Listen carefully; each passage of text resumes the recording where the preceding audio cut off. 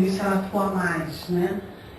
Eu tenho que fazer um recibo, eu dou esse recibo para ela ou só fica comigo? Assim? Não, ora isso, você paga, você está cumprindo até uma liberalidade do obrigatório, mas você está reconhecendo o direito dela. Seria no contra-cheque com a mão, vai incidir INSS no amor. É como se fosse um trabalhador numa empresa. Vai ter a rubrica, hora extra com a carga, vamos por 10 horas extras, o valor correspondente com base no salário dela, e vai ter tributação de INSS, inclusive.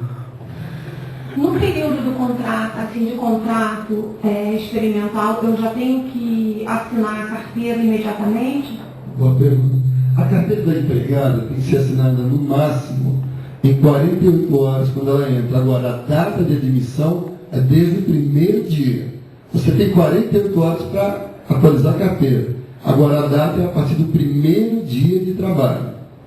Um parênteses importante.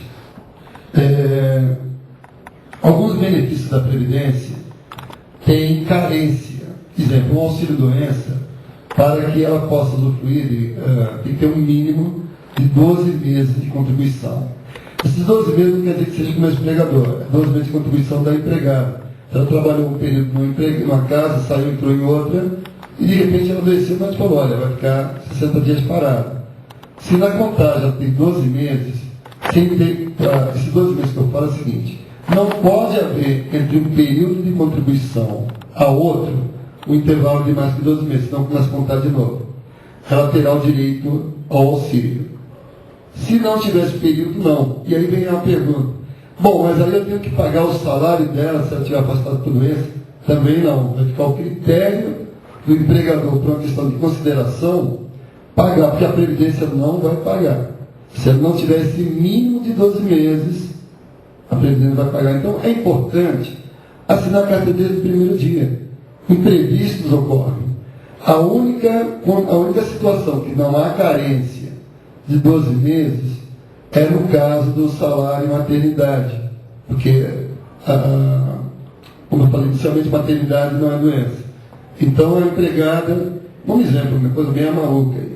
Maluca não, bem viável. Admite a empregada agora. É o primeiro emprego dela. Aí ela engravidou e de repente no 10º mês que ela começou a trabalhar, após o 10º mês ela engravidou porque ela vai ter neném. Tá? Então aqueles 120 dias, mesmo não tendo aqueles 12 meses, ela tem direito. Então a gravidez é a única situação de benefício que não há carência de 12 meses. A aposentadoria tem carência. Então é importante, assine a carteira desde o primeiro dia. Tá?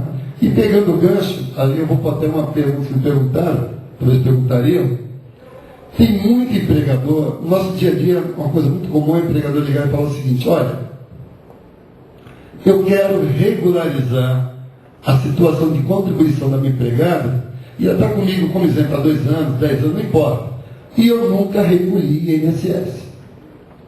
E o detalhe, ele assinou a carteira desde o primeiro dia que ela começou a trabalhar. Só um minutinho. E aí, o que eu faço?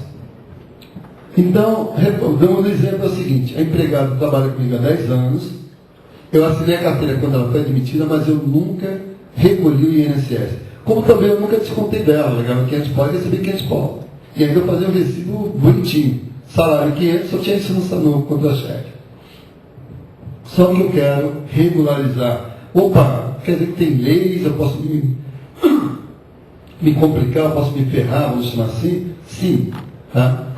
Então o empregador fala, pô, mas eu não tenho a condição de pegar agora, regularizar de uma vez só 10 anos de recolhimento.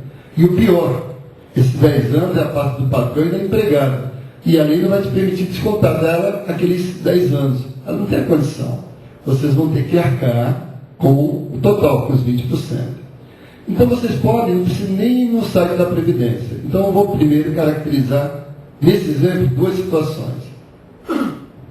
A situação A, aquela empregada não tinha inscrição no INSS, porque para poder recolher o INSS, ela tem que estar inscrita, ou ter um PIS, que foi inscrito como trabalhadora no passado, ou o NIT, que é o número de identificação do trabalhador, que para cadastrar até pela internet. Na internet, no site tem endereço, se não na internet pode cadastrar, não precisa nem no posto.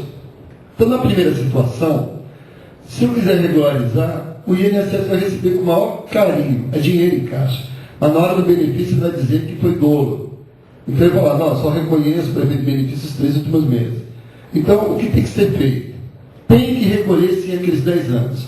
Mas vai ter que ir num posto da Previdência e falar, eu quero regularizar, porque o problema é que a data de cadastramento daquela empregada foi hoje. Então, como que eu posso recolher 10 anos atrás se ela se cadastrou a partir de hoje na Previdência? Então, eles fazem um processo lá, vamos chamar de administrativo, para poder regularizar. Tá? A segunda situação diferente, a empregada está com 10 anos, assina a carteira no início, mas ela já tinha uma inscrição no INSS. Então, aí não há problema nenhum poder recolher. Agora, como calcular essa guia? Não tem trabalho nenhum, vocês vão no site da Previdência, previdência.gov.br, tem lá trabalhador, tem doméstico. Aí eu falo, eu quero recolher em atraso, eu dou o mês e o ano de competência, eu dou o período que eu quero regularizar. Na hora eu emitido uma guia de INSS com o valor principal, mais multa, juros, correção monetária até aquela data. Então, se eu quero regularizar, eu poderia fazer o seguinte, legal. Eu, a partir de hoje, recolho o mês em dia e recolho o mês atrasado. Não há problema nenhum aí. Você, vamos pôr, 10 anos, mês exagerado. Estou com 2 anos de atraso. Eu poderia me programar nos próximos 2 anos, estar regularizando, recolhendo sempre um mês atual e um mês em atraso. Vocês podem fazer isso perfeitamente. O detalhe que vai ter é que quanto mais passa, mais juros, mais, porque a multa é um percentual fixo. Sobre a multa vai ser esse de juros e correção monetária. Tá? Então é importante isso, porque não há nenhum trabalho, nenhuma burocracia em regularizar o INSS. É tudo pela internet. Mas olha, no caso até de uma pessoa aqui do tribunal. Pois não. Ele fez isso, foi ao INSS para regularizar um empregado que estava na casa dele, ficou uns meses sem, um ano, sei lá, um ano e meio sem discussão.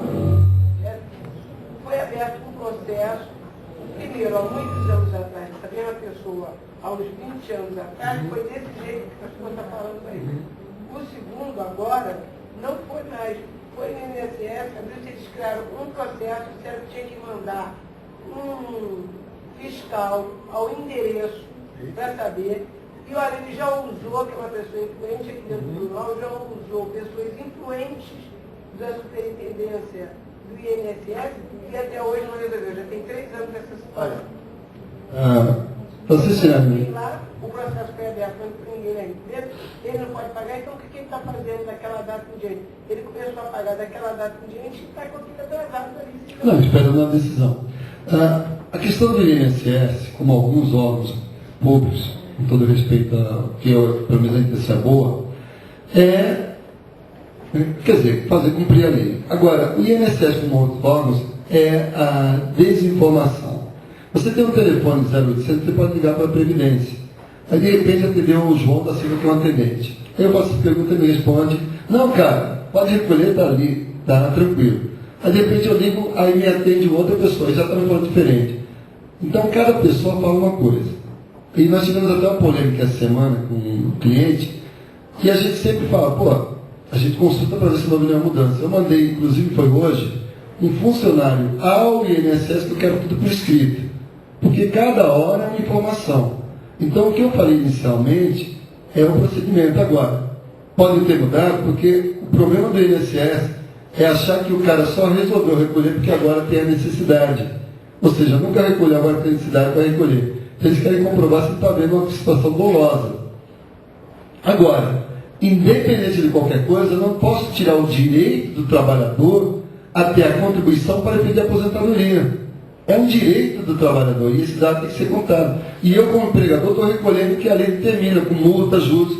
Então, eu não posso ser bloqueado nesse direito até de tirar o direito do trabalhador, como eu também estar em paz comigo mesmo, tendo de cabeça futura. Porque aí tem mais um parênteses importante. Toda ação trabalhista, já há alguns anos para cá, seja de doméstico, de qualquer vínculo empregatício, o INSS é parte integrante. Então,